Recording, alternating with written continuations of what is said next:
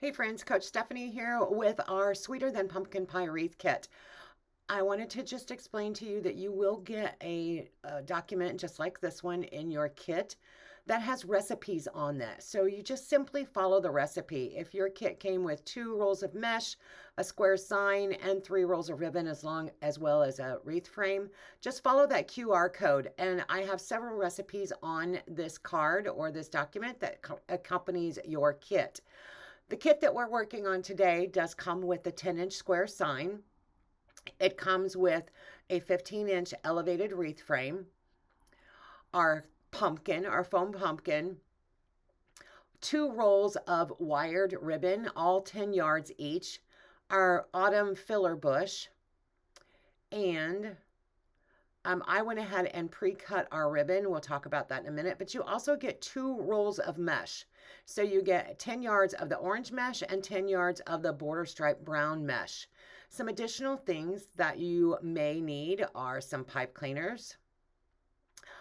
In this case, I'm going to be using 4 pipe cleaners. I like to keep my wire cutters and of course my scissors right there on the table. A tool, this is a 22 gauge wire that I use for my ribbon. I also will be using my staple gun, my Milwaukee cordless staple gun, one of my favorite tools. And I had some raffia laying around in the craft room, so I threw that in there. That's not included with this kit, but I just added it for a little extra texture. You can use a roller cutter if you would like. It's not mandatory. Scissors will work just fine, but I used a roller cutter for this particular, or I use it for my mesh. All right, let's get started and by prepping our sign. One additional tool is, of course, the glue gun. So I'm going to begin by removing the jute rope off of our 10-inch square sign. This sign is made out of that MDF wood. It's about a 1/4 inch thick. And I will be using 1/4 inch staples in my staple gun. Now, please be aware that when you go to staple into a sign, you want to make sure that it's thick enough to endure your staples. And I always add 2 staples, and then what I will do is afterwards I will go over them with my glue gun and add that extra layer. So let's get those attached on all 4 corners. While I'm waiting for my glue to warm up because I forgot to turn it on, let's work on our ribbon tails. So as I mentioned, this kit comes with 2 rolls of ribbon. Both of them are 10 yards. Both of them are 2.5 inches wide, and of course they are wired. So I'm going to I pre-cut them. They are at 12 inches. Each ribbon tail is at 12 inches. And I will dovetail the edges so that it's got that nice little V-shaped cut prior to adding our ribbon tails. So let's dovetail all of our ribbon tails and come right back. To get our wreath frame ready to start adding mesh. It's just one of those things that I do ahead of time. I prefer to go ahead and take those pencil ties and spread them out so that it's easier for me to just place the mesh right in there when it's time after I get the mesh prepared.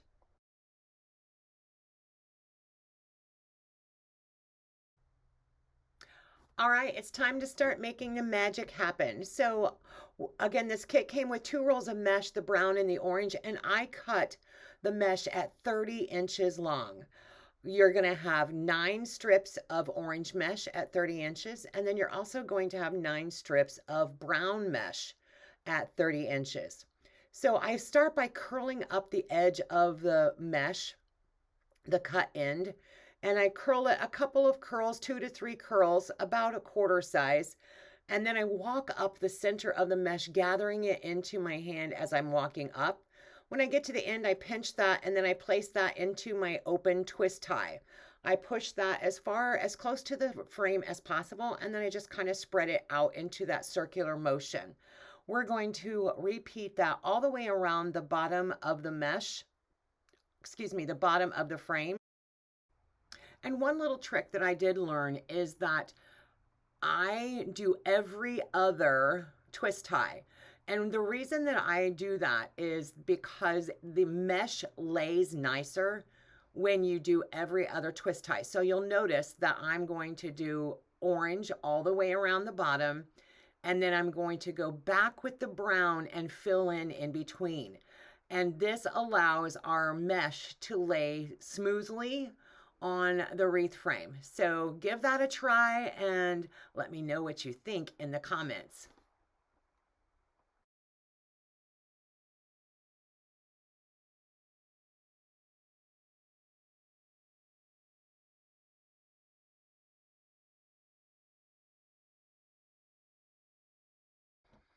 All right, time to add the brown mesh. And so as I mentioned, we're gonna do those in between the orange. Same process, we're gonna roll up the edge.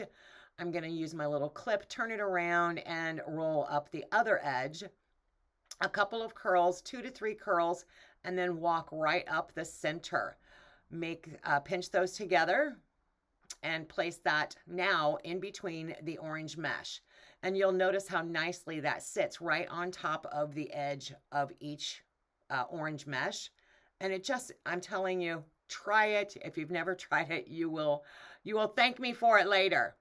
All right, I think my glue pot is finally warmed up. So I'm gonna add some hot glue on top of those staples on our sign so that that glue can start setting, and then we're gonna get back to rolling up our mesh. It's called a woodland ruffle. It's a ruffle method, and that's what this is called, the technique that we're using to add the mesh.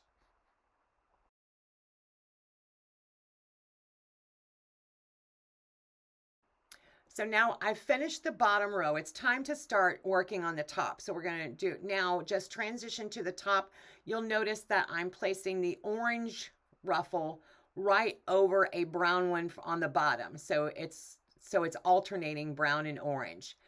Again, on the top row, I'm going to do the same thing. I'm going to add every other one and then go back and add the in between so that my mesh lies smoothly.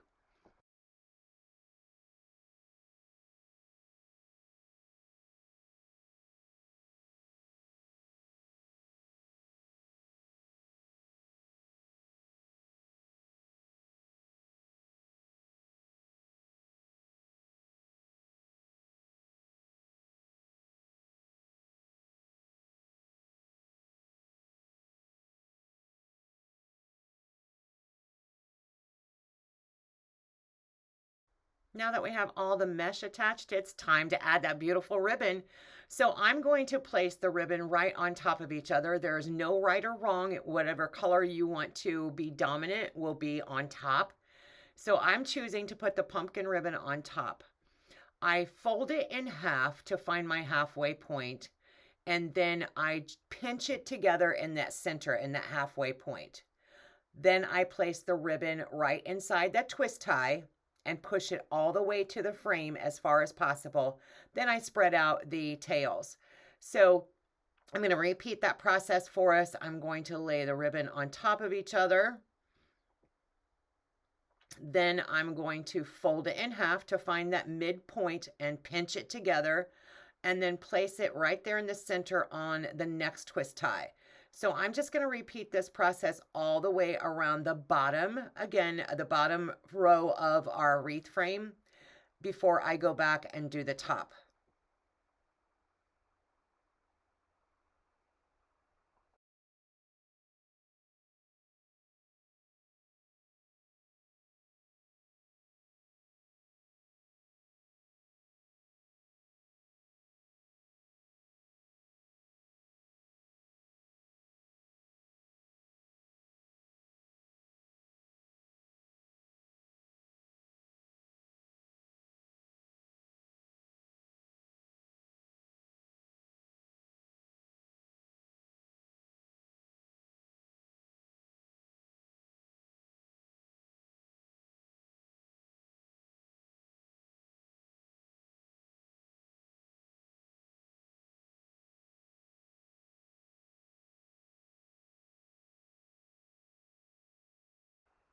All right, I've added the ribbon tails to the bottom and the top, and now it's time to decide where we're going to put that sign.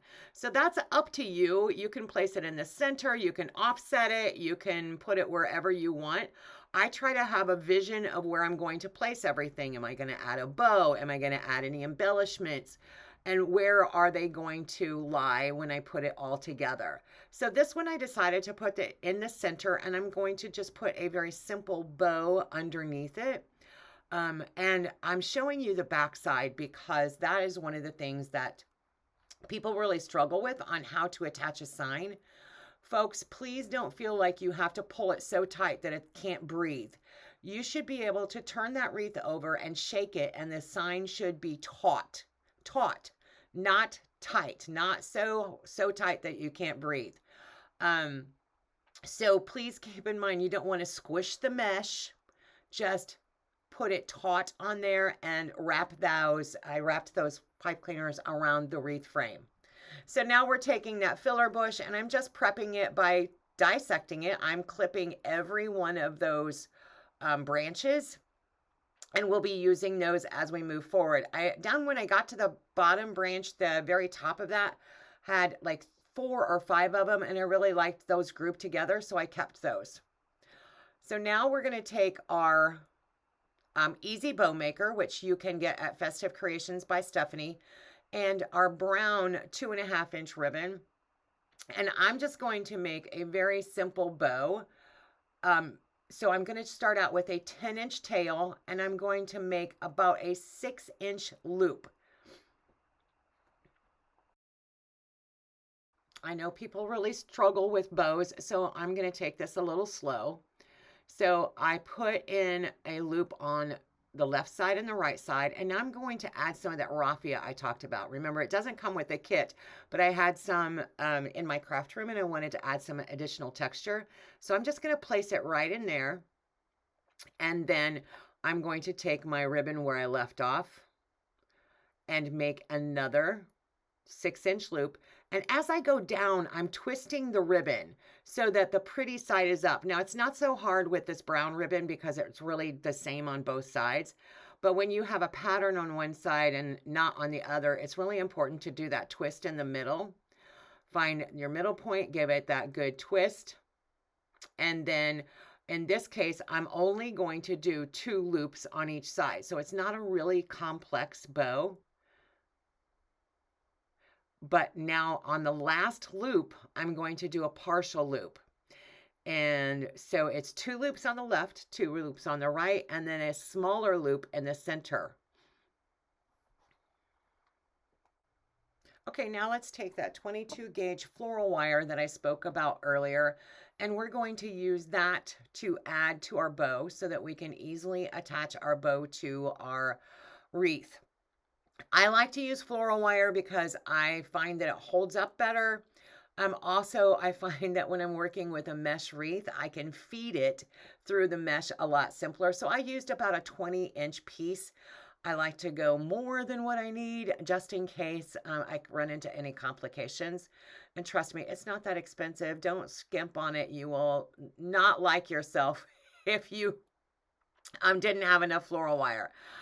All right, so I'm going to lay that right next to, on the bottom, underneath the bow, and right next to those dowel rods, and bring it up. And then as I lift up my bow out of those dowel rods, I'm going to tighten that floral wire around the ribbon.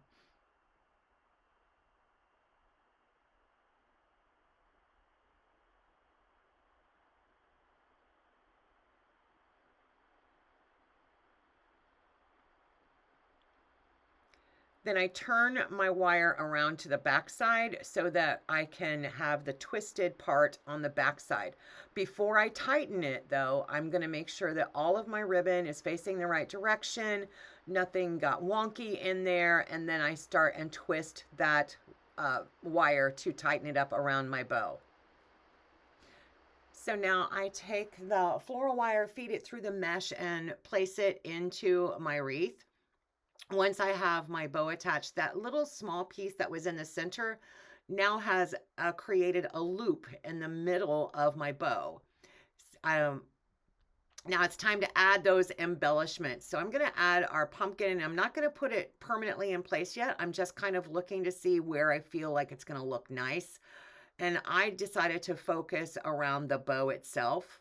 just to kind of help give it some contrast and make it stand out a little more. My twist tie is tucked underneath that frame there, or that sign, and I want to use that twist tie as part of my uh, security. So I'm going to add a little bit of glue to the end of it, but I'm going to use that twist tie to physically attach that pumpkin to the wreath frame. The glue just kind of helps secure it so that it doesn't flop around later on. But I love the way that that pumpkin really stands out against that ribbon and next to our sign. It's definitely a fun fall wreath design, great for fall or Thanksgiving or anytime. Who doesn't love pumpkin pie anytime? It's challenging to see in the video, but now I took all those little pieces of that autumn filler and I added one to each of the twist ties. So I just took one, wrapped my twist tie around it, and now I added that extra texture and extra layer into our design.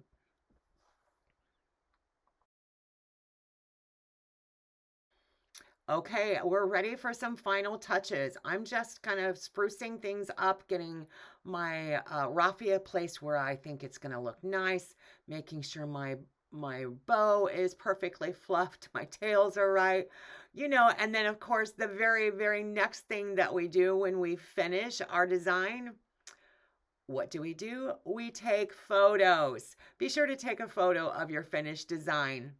Thanks for watching. I appreciate you all. Be sure to follow me on Facebook at Festive Creations by Stephanie, or on YouTube, Festive Creations by Stephanie, and go shopping for your supplies at festivecreationsbystephanie.com. Happy fall, y'all.